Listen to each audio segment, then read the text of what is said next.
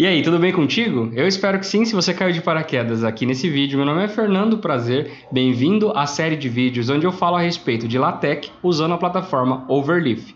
No vídeo de hoje, a gente vai falar sobre matrizes e tabelas, que para o LaTeX são coisas muito parecidas uma da outra. A diferença é assim, tabelas você pode colocar texto, você pode colocar a parte matemática, e matrizes normalmente você vai colocar fórmulas matemáticas. E só para apresentar 3 motivações rápidas onde a gente usa matrizes e nem percebe às vezes, essas revistinhas de desafio, calendários e tabelas com diversos dados científicos que depois a gente pode transformar em gráficos muito bonitos. Eu espero que você goste do vídeo e qualquer dúvida deixa aqui nos comentários, beleza? Um abração, bom vídeo! Bom, estamos aqui no ambiente já conhecido, né, no Overleaf. Eu fiz um cabeçalho diferente, tem um outro vídeo que eu vou ensinar a fazer isso, tá? Se não tá aparecendo ainda é porque eu não fiz o upload, mas quando tiver aparecendo vai estar num card ali em cima. E vamos lá fazer essa matriz. Como que é a ideia da matriz? A matriz ela tem várias linhas e várias colunas, a gente precisa informar isso para o LaTeX. Então a primeira coisa que a gente vai fazer é o seguinte. A gente vai iniciar a nossa matriz, né, Begin Array. E aí, quando eu teclo Tab aqui no Overleaf, ele já vai dar para a gente um exemplo de matriz. No caso, uma matriz com 2 colunas.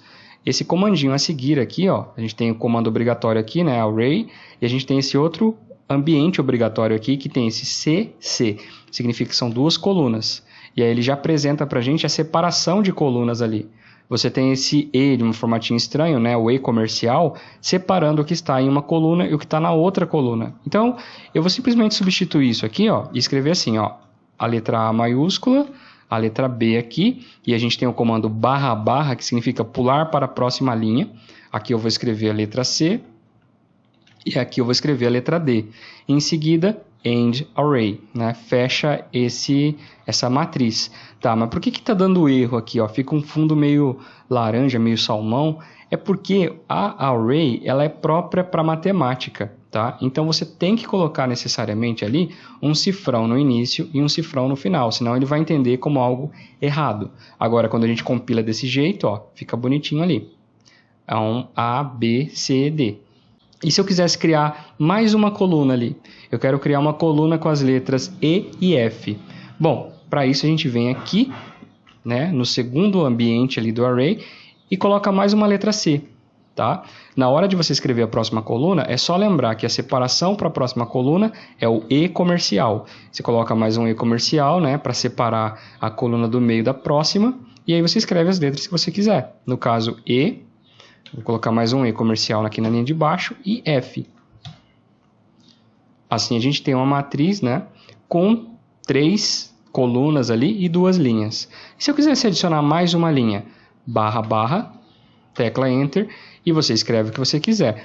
Tem que lembrar que cada uma das linhas, nesse caso dessa matriz aqui, tem que ter 2 E comercial, tá? Separando a primeira coluna da segunda coluna.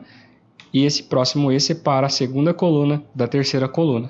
Aí esse último não precisa ter barra barra, mas se tiver barra barra para pular a linha, ele não entende como erro. Então a gente pode deixar assim, tá bom? Uma outra coisa que a gente pode fazer é a seguinte, ó. Quando estamos trabalhando com matrizes, normalmente você coloca números, né? Então eu vou colocar alguns números aqui ao invés dessas letras. Pronto, números ao invés de letras. Bom, quando a gente está escrevendo uma matriz, você tem um parênteses antes, né, e um parênteses depois, muitas vezes, dessa matriz. Então, como é que a gente faz esse parênteses? Só para ficar mais fácil de visualizar aqui, vou deixar esse cifrão na linha de cima. Tá? Se você coloca um parênteses simples assim, ele não vai entender que é um parênteses para essa matriz. Ele vai simplesmente colocar um parênteses pequenininho ali.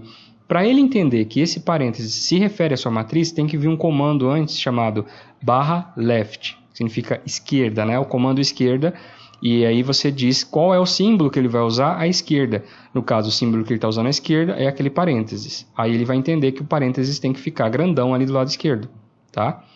E aí fica um erro aqui, ó, apontando que está faltando inserir o comandinho da direita. Tudo que você abre no LaTeX, você fecha também, né? Então, a gente abriu à esquerda, você tem que fechar algo à direita depois. Depois desse end array, você tem que colocar barra right, e aí o símbolo que vai ficar. No caso, esse parênteses virado para o outro lado. E aí a gente tem uma matriz bonitinha, 3x3 aí, tá? Agora, o LaTeX não entende a gente. Se você quisesse colocar um outro símbolo aqui, ó, parênteses para o outro lado, ele colocaria sem problema nenhum. Tá? Essa parte de acertar os símbolos é com a gente. Então você pode usar parênteses para sua matriz, mas você também pode usar outros símbolos, como por exemplo o colchete. Essa aí é a matriz com colchete. Se você estiver fazendo o determinante de uma matriz, também pode usar o símbolo do determinante ali, né? Fica do lado da letra Z. Se você teclar Shift e a barra, você consegue esse comandinho aí, esse tracinho na vertical aí. Nosso determinante seria assim no caso. Agora, se você quiser usar chaves, aí é diferente, tá? Porque quando você começa a usar chaves, o LaTeX entende que chaves é um comando, tá? Então, ele vai ignorar. Se eu coloco barra left ali em chaves, olha só, tá dando erro, tá? Tanto em um quanto no outro. Se tentar compilar, não vai funcionar. O que a gente tem que fazer para que apareça em forma de chaves ali? Você tem que colocar barra chaves, tanto na esquerda ali, quanto no da direita também. Daí eu posso ter uma matrizinha ali e usar essas chaves, tá? Para que é interessante usar essas chaves?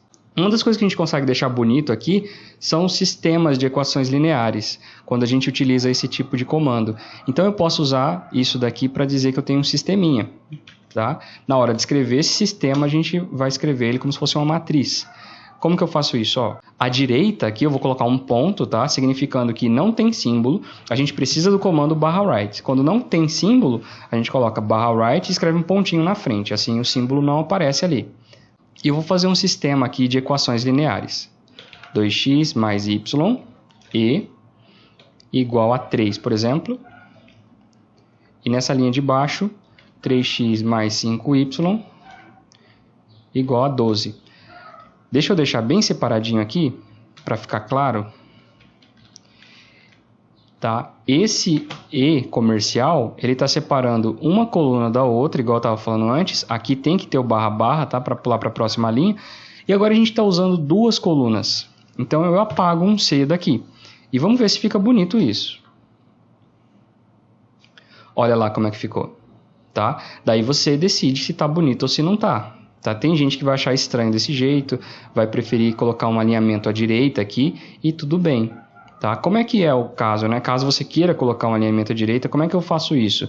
Você, ao invés de usar as letras C, você pode usar as letras R e a letra L também, tá? R significa alinhamento à direita. Então, se eu coloco um Rzinho aqui, ó, eu estou dizendo assim, ó, a minha primeira coluna é alinhada à direita. Esse R é de right. C é de center, aquela coluna vai ficar centralizada. E eu também posso usar a letra L, tá? Que é alinhado à esquerda, então fica tipo left ali, né? Bom, eu gostei desse jeito aqui, ó. A primeira coluna está alinhada à direita e a segunda coluna está alinhada à esquerda. Porque aí fica bonitinho, fica igual embaixo do sinal de igual e a gente tem um sisteminha ali de equações lineares. Ah, mas isso daqui não é matriz. Não é matriz para matemática, mas para o LaTeX ele entende como uma matriz, tá? Então, por isso que eu estou falando dentro desse vídeo aqui a respeito disso.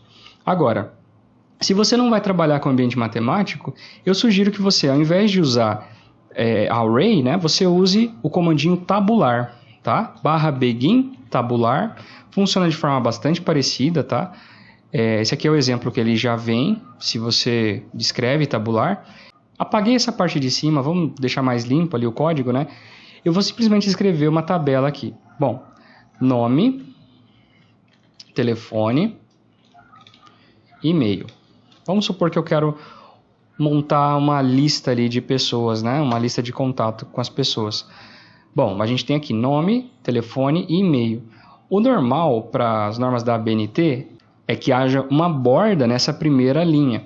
Então essa borda superior a gente faz com esse comandinho aqui, tá? Barra ageLine. Esse age aqui é de horizontal line, tá? Uma barrinha na horizontal. Antes de começar essa linha, e aí a gente tem esse barra barra que é para pular para a próxima linha. Bom, se eu quero uma borda também embaixo, eu vou escrever aqui barra ageLine. E aí quando a gente compila, fica assim bonitinho, tá? Nome, telefone, e-mail, com a linha em cima e a linha embaixo, e sem estar com essa borda à direita, tá? Por que não está com a borda à direita? Porque a gente não fez esse comando aqui em cima. O que comanda essa borda na vertical são esses comandinhos aqui, ó.